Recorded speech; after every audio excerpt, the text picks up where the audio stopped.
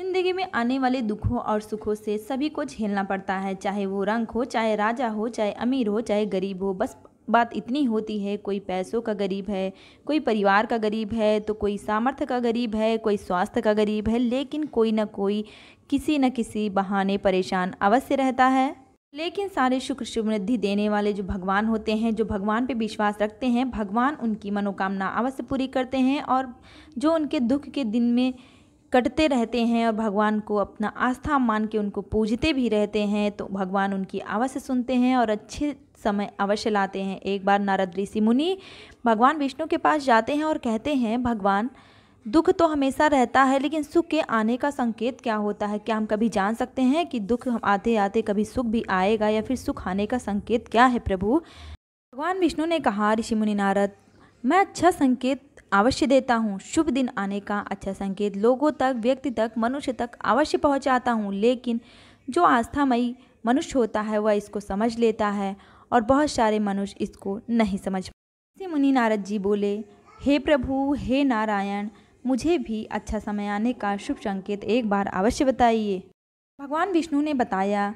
कि शुभ समय आने वाले व्यक्ति का सबसे पहला संकेत ये होता है कि उसके द्वार पे बार बार गाय आती रहती है खाने के लिए, या फिर आके खड़ी हो जाती है गेट पे। जो दूसरा संकेत होता है कि उसके घर में बहुत सारे बच्चे बिन बुलाए मेहमान की तरह खेलने आते हैं, कुछ मांगकर खाने आते हैं, या फिर उसको देखते ही मुस्कुरा जाते हैं। तो बच्चों में भगवान का रूप होता है और भगवान स्वयं उनको संकेत देते हैं।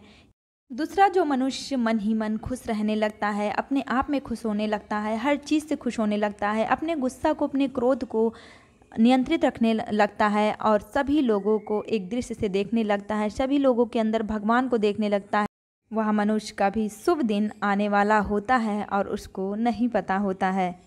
अगला संकेत भगवान बताते हैं, जिस मनुष्य की आंखें जो होती है ब्रह्म मुहूर्त में खुलने लग जाती हैं, यानी 3 बजे से लेकर 5 बजे के अंदर खुलने लगती हैं, वह मनुष्य भगवान में लीन रहने लगता है, यानी मुझ में लीन रहने लगता है और मैं उसका शुभ समय लाने वाला रहता हूँ और उसको ज्ञात नहीं रहता है।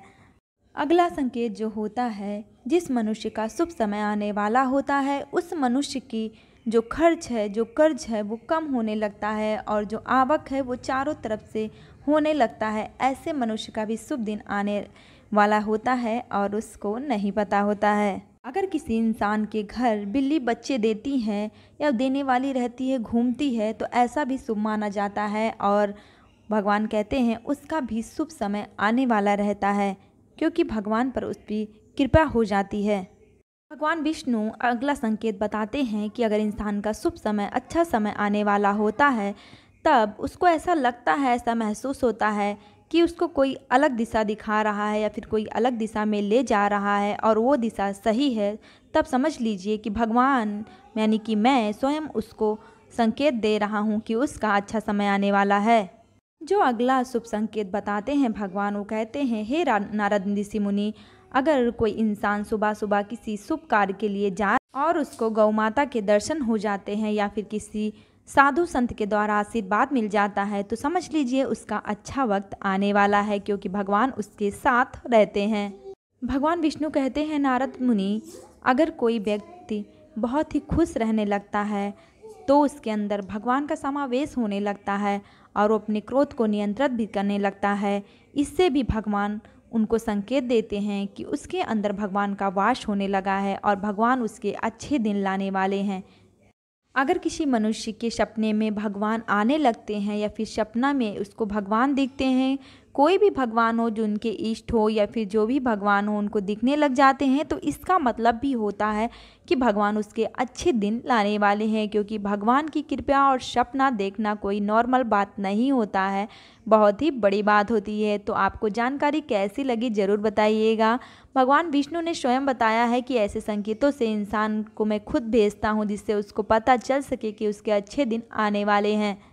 अगर आप भी भगवान श्री कृष्ण के सच्चे भक्त हैं तो तुरंत चैनल को सब्सक्राइब कर लीजिए, जिससे कि भगवान कृष्ण और पूजा पाठ से रिलेटेड वीडियो आपके पास पहुंच सके, भगवान की संकेत को, सामर्थ्य को, आस्था को आप भी समझ सके। फिर मिलेंगे नेक्स्ट वीडियो में, तब तक के लिए राधे राधे, जय माता दी। चैनल को लाइक, सब्सक्राइब, शेयर करना बिल्कुल ना